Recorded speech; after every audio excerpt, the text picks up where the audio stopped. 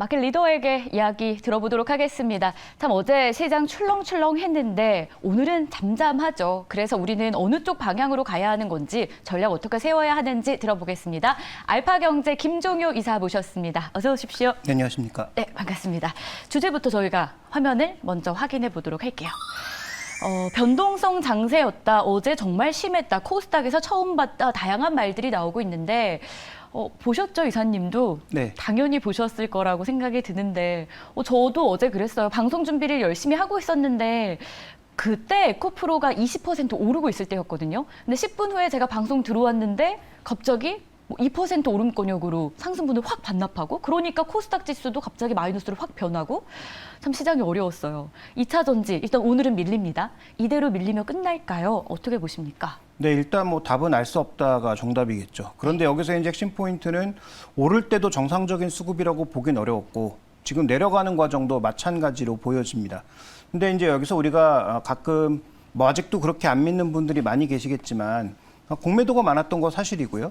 그런데 그 공매도에 대해서 뭐 여러 가지 의견이 있을 수 있는데 제가 아는 한도 내에서 공매도가 일방적으로 주가의 하락에만 베팅해서 하는 경우도 있지만 그 경우보다는 일반적으로는 롱숏을 같이 거는 게 일반적입니다. 그러니까 수천억에서 조 단위를 운용하는 그 펀드 입장에서는 목표 수익률이 개인들처럼 그렇게 높지가 않습니다. 그래서 뭐 한 번 투자해서 20-30%를 순식간에 수익 내는 그런 거 바라지 않고요.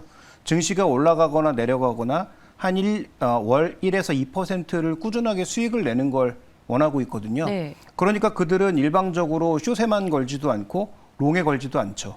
과도하게 올라 보이는 종목은 숏을 걸고 반대로 상대적으로 저평가됐다고 생각하는 종목을 동시에 롱을 걸어서 롱숏을 동시에 들어갑니다. 그래서 한쪽 방향이 무너지더라도 손실을 최소화할 수 있고 반대쪽에서 뭔가 크게 방향으로 움직였을 때도 제한적일 수 있도록 그다음에 이익이 나더라도 제한적인 이익이 나도록 일정 부분의 물량을 조절하는 거죠.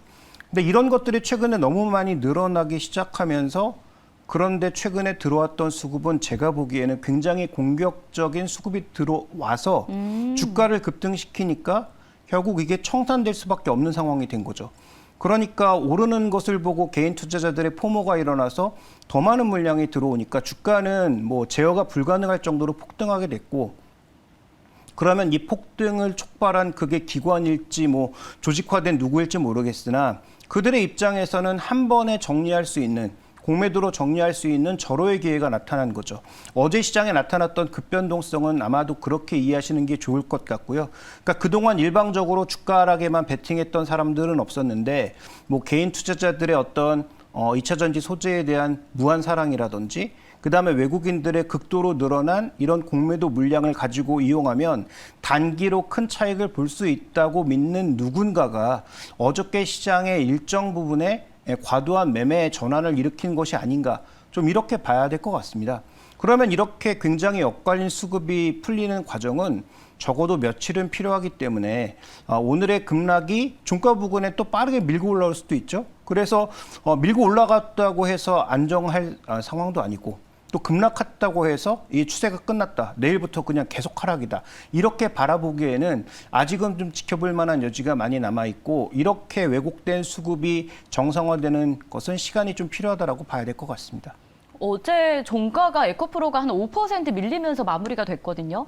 그래서 마감 직전에 조금 밀리네 그러면서 에코프로에 관심이 있던 분들 무한사랑 표현 주셨는데 그렇게 에코프로에 대한 무한사랑이 있지만 들어가지 못했던 분들이 막판에 매수하는 경우도 많았다고 들었어요. 그런 분들은 어떻게 해야 돼요? 오늘도 급락이 나오고 있어서 일각에서는 저가 매수 기회다라고 말하기도 하거든요. 근데 또 한편으로는 아니야 이제 계속 하락할 일만 남았어.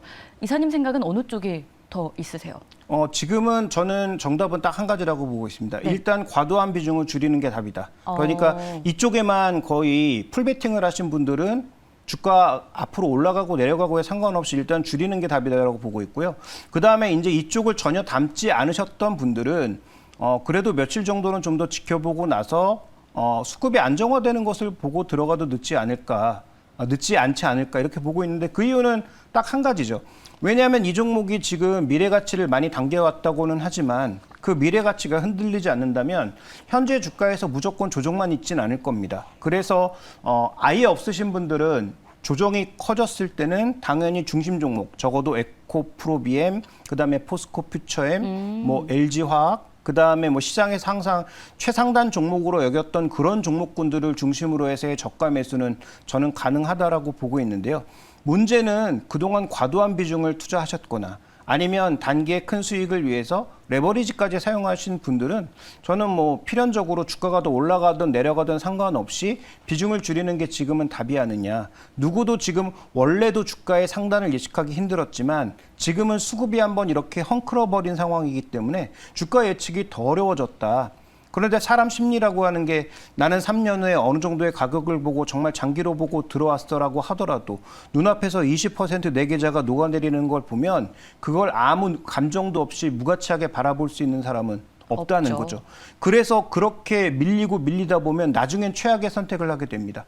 따라서 현금 비중을 조금 늘려놓고 여유가 있는 상태여야 주가가 흔들려도 조금은 버틸 수 있는 여력이라도 생기는 것이니까 과도한 투자를 하신 분들은 비중을 줄이고 신규 매수를 고민하시는 분들은 주가 추이를 좀 더 면밀하게 살펴보시면서 진입하시는 게 좋을 것 같습니다. 수급이 한번 흐트러졌기 때문에 이게 어느 정도 회복이 될 때까지는 비중을 좀 줄일 필요도 안전하게 가자 이런 전략이었고요. 수급을 그럼 좀 더 들어가 볼게요. 수급 공방 개인과 외국인 치열하잖아요. 원래는 외국인 중심이었다라고 한다면 요즘은 시장에서 개인이 이끄는 시장이잖아라는 말도 많이 나와요. 이런 흐름 계속 지속될 것으로 보세요. 네, 저는 뭐 지속될 것 같지는 않습니다. 원래 시장에서 이렇게 개인 투자자들의 수급이 시장의 중심축을 차지한 적은 별로 없죠. 네. 최근 들어서는 그 전례를 찾아볼 수 있는 건 아마 카카오 사례가 거의 딱 하나의 사례가 아닐까라고 보여지는데요. 다만 그 카카오 때도 마찬가지였지만 극단적으로 뭔가 고평가에도 불구하고 시장에서 무한 사랑을 주는 그런 시기는 꼭 변동성이 확대되는 시기였습니다. 물론 카카오와 지금 2차 전지를 동일 비교할 수가 없죠. 왜냐하면 성장의 속도가 다르고 실제로 찍히는 숫자가 다르니까 카카오와 동일 비교를 할 수는 없지만 우리가 그 가치라는 부분을 빼고 정말 주가의 반응과 심리 구조라고 하는 그 가격 구조상에서만 봤을 때는 비슷한 양상일 수 있거든요. 그래서 지금 나타나고 있는 외국인들의 매수, 그다음에 뭐 개인들의 매수 이런 구조가 일방적으로 계속 진행되기에는 어렵다. 그래서 팔고 있던 외국인도 언젠가는 살 수 있고 그다음에 계속 사고 있는 개인들도 언젠가는 또 팔 수 있는 거고요. 또 하나 중요한 건 뭐냐면 어저께 그렇게 급한 변동성이 나타나기 시작하면서 저는 뭐 개인 투자자들도 이제는 분화될 가능성이 높다. 그러니까 정말 낮은 가격에 사서 많은 수익을 보신 분들의 입장에서는 이렇게 뭔가 불안할 때는 나는 뭐 미련 없이 좀 정리하겠다라는 분들도 충분히 생길 수 있거든요. 네. 그래서 개인 투자자들 사이에서도 그동안은 조금 한데 좀 컨센서스가 모이는 방향이었다면 주가의 변동성이 확대되기 시작하면서는 이것도 갈라질 수 있다는 점을 분명히 우리가 살펴봐야 될 것 같습니다. 그럼 출렁였던 국내 증시 7월에 마무리를 좀 어렵게 합니다. 8월에는 저희한테 혹시 어떤 공포가 또 있을까요? 8월 증시에 대한 전망은요? 8월에 이제 공포라기보다는 우리가 살펴봐야 될 건 저는 딱 두 가지라고 보고 있습니다. 환율, 달러 인덱스와 유가 두 가지라고 보고 있습니다. 유가와 달러 인덱스. 네. 어떤 걸 좀 중점적으로 봐야 돼요, 그럼? 달러 인덱스가 더 약해지면서 원화가 강세로 가려면 뭐가 필요합니까? 우리가 하반기에 기저로 깔고 있는 건 수출이 회복된다라는 거거든요. 그러니까 수출이 우리가 빠르게 회복되면 달러가 금리가 200bp 차이가 나고 있지만 원화가 더 강세로 갈 수도 있겠죠. 그런데 만약에 수출 회복이 안 되거나 미국 경제가 상대적으로 더 강하거나 하면 네. 과연 우리가 달러 대비 강세를 보일 수 있을까요? 그래서 달러 인덱스가 최근 지수를 추정하는 데 있어서는 가장 중요한 드라이버이기 때문에 주목해 보셔야 되고요. 그다음에 유가가 이제 어느덧 80달러 부근까지 왔습니다. 유가 80달러 위로 올라가면 헤드라인 물가가 더 이상 내려가지 않습니다. 그러면 우리가 지금 기본 전제로 깔고 있는 것, 7월이 금리 인상의 마지막이라고 믿고 있는 것은 헤드라인 물가는 계속 떨어지고 그다음에 버텼던 지금 서비스 물가와 핵심 물가가 떨어지면서 물가가 3% 아래로 급하게 떨어지니까 당연히 이제 뭐 금리 인상 못할 거다라고 믿고 있는데 지금 전혀 다른 현상이 나타나고 있지 않습니까? 미국의 대표적인 주택건설 업체 펄티그룹이 신고가가 나고 있습니다. 네. 미국의 주택 지표가 돌았습니다. 그러면 우리가 그 핵심 물가에서 가장 중심축으로 보고 있는 게 주택 관련 물가인데 주택 가격이 오르고 금리가 오르는데 주택 관련 물가가 떨어진다고요? 말이 안 되지 않습니까? 그런 측면에서 봤을 때 보면 우리가 물가에 대해서는 여전히 좀 곡해하는 부분이 있고 너무 앞서가는 부분이 있다라고 판단하고 있기 때문에 그것을 제일 편하게 볼 수 있는 게 유가. 그다음에 우리 지수와 가장 지금 같이 움직이고 있는 하나의 팩터를 보자면 저는 환율이라고 보고 있어서 달러 인덱스의 흐름을 가장 주목해 볼 필요가 있겠다. 둘이 만약에 불안감을 일으킨다면 지수가 조금 조정을 받을 수도 있다 정도로 보셔야 될 것 같습니다. 네, 그럼 주도주가 어쨌든 한 번 꺾였습니다. 어제 오늘 일로요. 하반기에 기대했던 반도체, 자동차주들이 여기에 치고 들어오게 될까요? 하반기 그리고 향후 주도주 변화 어떻게 생각하세요? 지금 시장의 주도주는 누가 뭐래도 2차 전지 반도체고요. 네. 저는 둘 다 아직 안 꺾였다고 생각하고요. 아. 주도주가 꺾이면 시장이 꺾이는 거고요. 그래서 그런 관점에서 저는 올해 시장이 아직 꺾이지 않았다라고 판단하고 있기 때문에 그러면 주도주도 여전히 살아있다라고 보셔야 됩니다. 다만 최근처럼 수급이 왜곡되고 단기 반등이 너무 커졌을 때는 약간 거친 조정도 올 수 있는 거죠. 그래서 2차 전지도 핵심 종목을 중심으로 해서는 여전히 잘 봐야 될 것 같고요. 네.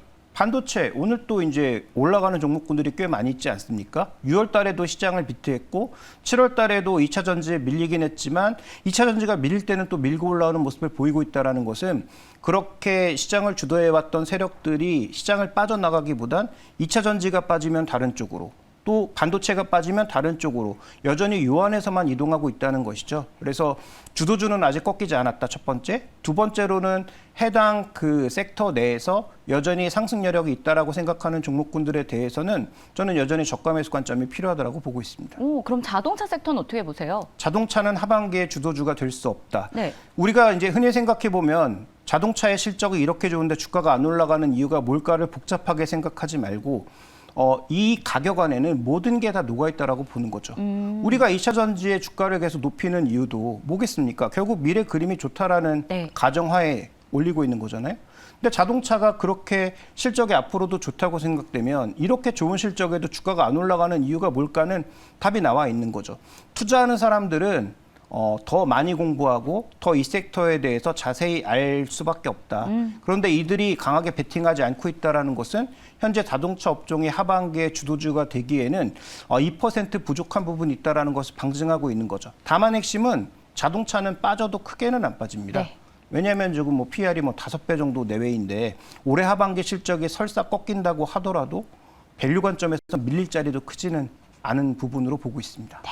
그러면 8월 앞둔 국내 증시입니다. 저희가 어떤 종목에 투자를 좀 하면 좋을지 종목 소개도 필요할 것 같고요. 전략까지 함께 짜주시죠. 네, 저는 진짜 반도체 쪽은 여전히 좋게 보고 있기 때문에 제가 이제 여러 군데에서 정보를 취합해 보면 삼성전자의 반도체 신규 투자가 눈앞에 다가와 있다. 그러니까 미국의 테일러에 공장을 깔 수 있는 모든 준비가 끝나 있는데 마지막으로 정리가 안 된 한 가지는 보조금입니다. 네. TSMC도 1년 공장 이연시킨 이유 보조금 때문입니다. 그러면 보조금만 결정이 되면 삼성전자가 바로 삽을 파서 땅을 파고 공장을 지을 수 있는 그런 여건이 된다는 거죠. 그러면 그 삼성전자가 처음에 공장을 딱 지었을 때 가장 먼저 들어갈 설비 클린룸입니다. 그다음에 지금 시장에서는 여전히 후공정에만 주목하고 있는데 반도체 공장이 만들어지면 후공정 장비만 들어갑니까? 전공정 장비도 들어갑니다. 그러면 전공정 장비는 PER 10배, 후공정은 30배에서 움직이고 있는데 후공정이 나쁘다는 게 아니고 후공정에만 집중하면 안 된다. 이제부터 하반기에 정말로 신규 공장들이 늘어나면 클린룸을 만드는 신성 ENG, 그다음에 전공정 장비, PR 스트립에서 전 세계 1위 마켓 시어를 갖고 있는 PSK 같은 경우에는 저는 여전히 매력도가 매우 높다 이렇게 보고 있습니다. 좋습니다. 신성 ENG, PSK 매력도 매우 높다라는 의견이었고요. 알파경제 김종효 이사와 함께했습니다. 고맙습니다. 네, 준비한 소식 다 전해드렸습니다. 내일 이 시간에 다시 찾아올게요. 시청해주셔서 고맙습니다.